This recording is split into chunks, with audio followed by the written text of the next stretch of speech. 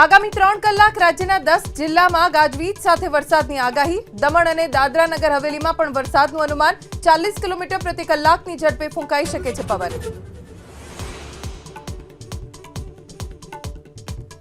કેન્દ્રીય કેબિનેટમાં ખેડૂતો માટે મોટો નિર્ણય। કપાસ સહિત 14 પાકમાં એમએસપીમાં વધારો। કિસાન ક્રેડિટ કાર્ડ વ્યાજ સબસિડી યોજના પણ લંબાવવામાં આવી।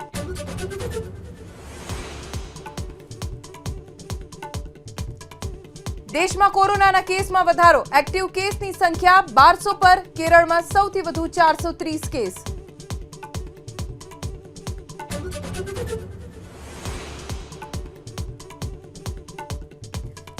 ગુજરાત સહિત 4 રાજ્યોમાં ઓપરેશન શિલ્ડ હેઠળ આવતીકાલે યોજાશે મોક ડ્રીલ। રાજ્યના તમામ જિલ્લામાં સાંજે 5 થી 8 વાગ્યા સુધી મોક ડ્રીલનું આયોજન।